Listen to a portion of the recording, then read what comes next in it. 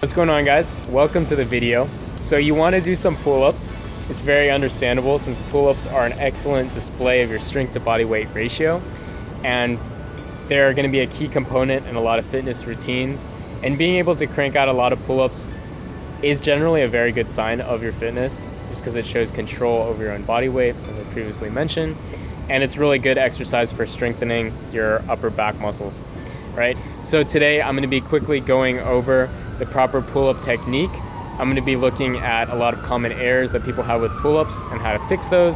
And then lastly, I'm going to be looking at ways to progress from doing regular pull-ups onto more difficult variations, or how to build up to doing an actual pull-up if you're not quite there strength-wise.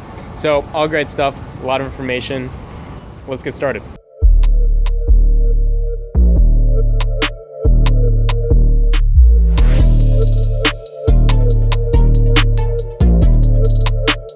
So first things first, I'm going to discuss form, and obviously form is the key to getting the most benefit out of all your exercises. First of all, you want to make sure that your body is moving as one unit.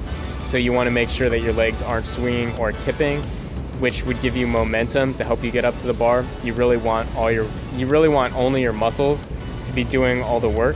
Try to keep your body as still as possible. You only want to be moving your arms and flexing your upper back at the top of each rep.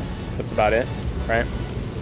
So similar to that, you want to make sure that your legs are straight throughout the movement so that your body can stay as like that one object in that straight line. So to do this, I usually like to lock one ankle, cross one ankle over the other, because it just helps me know where my legs are in space, just so they aren't like out dangling and like kicking. Next up is going to be having your chin over the bar. Now, I don't see a problem with lifting your chin in order to make sure you get over the bar. I just really think this is a key part of the pull-up because it shows you the end of each rep. So I think it's really important to have. Another thing is going to be making sure that your shoulder blades contract at the back, because this is going to be showing that you've targeted your upper back like muscles, right? Because they're contracting. Kind of like when you do a row. It's going to be a very similar position at the top. Your shoulder blades are going to be squeezed together, and then at the bottom, they're kind of relax and come a little bit forward, so that you can get that maximum tension in the top position. And this is also going to help to bring you above the bar, right? Lastly, it's going to be the position of your hands, and I want to encourage you to have your hands past shoulder width. So the farther apart your hands are, the more difficult pull-ups are going to be, just because you have a lot less leverage when it comes to like lifting yourself up and over the bar. So when my hands are really out here, it's incredibly difficult for me to get over the bar. If you really just want to start with like what I think is as like basic form, make sure at least that your hands are one hand width outside of shoulder width apart, right? So that sounded complicated, so let me re-explain it. So this is going to be shoulder width where my hands are, so then one hand width outside of that, and that's where I'm grabbing the bar. You'll notice that there's a slight angle right between my arms and then my body as I do my pull-up. You also want to make sure as you do your pull-up that at the top you're bringing your elbows in together as close as possible. And I do realize that this gets harder the farther apart your hands are, but it's just part of proper form. You also want to perform your pull-ups not quickly either. You're not really going for reps, you're going more for form. So each pull-up should be difficult. I mean, obviously you're going to be able to do a lot of them eventually, but each pull-up in and of itself is still going to feel very difficult because you're taxing your muscles to the fullest, right?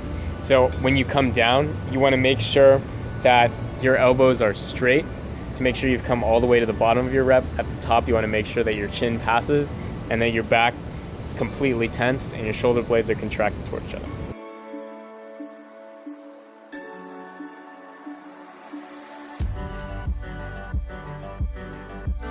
Swinging and kipping to get up over the bar, it's going to be an indicator that your momentum is helping you get over the bar and that you're not keeping your body, aligned as one unit doing each rep.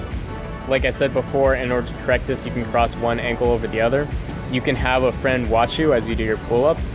You can just monitor the swaying of your body, or you could look at a mirror in order to help determine whether or not your body is swinging too far forward and backward. Another thing is going to be not letting your chin pass over the top of the bar. So like I said, it's really difficult to compare people's reps unless they actually get that, separation of your chin over the bar to show you've completed each rep. You can really make the focus of each pull-up trying to get your chin over the bar so that you can count it as a regular rep. And then what you can also do is focus on tensing those shoulder blades, contracting them in the back, and bringing your elbows in, because this is all going to help to bring your chin over the bar. All right, last but not least, I'm going to go over progressions from pull-ups. Once you're able to do 10 pull-ups, I want you to start working on weighted pull-ups. So you know how there's weight belts for squats and deadlifts? There's also weight belts called dip belts. And so you can slowly increase weight for that over time as you do your sets. So there's that. Another thing you can do is build up toward muscle ups. There's a lot of excellent videos out there which will teach you how to do muscle ups. So if pull-ups aren't yet your strong suit and you still can't do a regular pull-up, then there's 3 basic ways to help you eventually get to that level. What you could do is use a resistance band, because this is going to help cut the amount of weight that you need to lift for each rep, right? So you tie it over the top of the bar and you attach either to your foot or to your knee, starting with obviously the thickest bands, which will help you get all the support you need. And then eventually you're going to size down as much as possible to the thinnest bands, which provide the least elasticity and least support for you, right? Until you're eventually able to do regular pull-ups. So the second method is to do negative pull-ups. And when you do a negative pull-up, you're jumping up to the top of the bar and then you're slowly lowering yourself to the down position. So what this is going to do is going to be targeting the eccentric portion of the movement, right?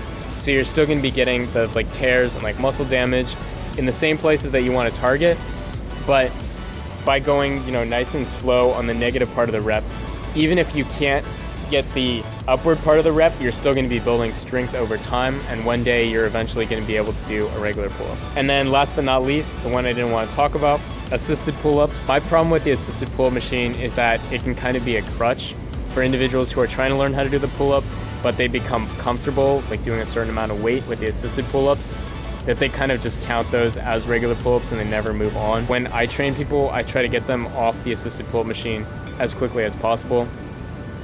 But either way, when you use it, you should be taking off the least amount of your own body weight possible, just to make it the most difficult for yourself, right?